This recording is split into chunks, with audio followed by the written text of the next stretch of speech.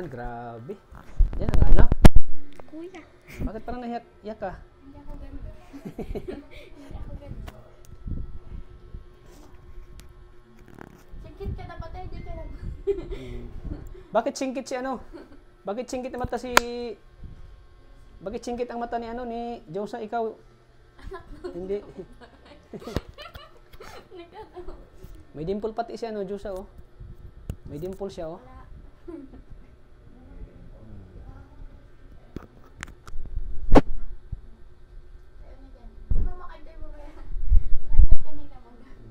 Grabe, may pinagmanahan pala si ano, si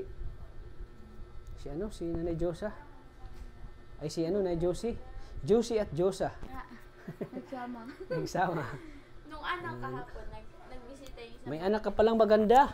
Anak mo maganda. Mana sa'yo. Ang ganda. Nung kahapon, nagbisita yung isang kapatid mo. Si Tito Chad. Sino si? Tito Chad, yung bunso. Kapatid mo? Hindi, yung kapatid ni Mama. Oo. Ay, bunso? Oo. Nagsasabi siya na ano nga daw, yun, siguro daw may tampo si Mama. Hindi daw nakadalaw siya sa hospital nagtatrabaho baga. Ngayon nagpunta siya kahapon. Oo. Ito daw si Mama, ay, nagaloko si Mama. Nagangiti man si Mama. Natawa man. Nakangiti siya. Kailangan Tito Chad di siya iimikan. Oo. Sabi, nagulat nga din ako, bisita. Tito. Nagulat ka na bisita? Oo. Hindi, mabisita din talaga daw siya. Sana siya doon sa hospital. Hindi lang nakapunta at may trabaho.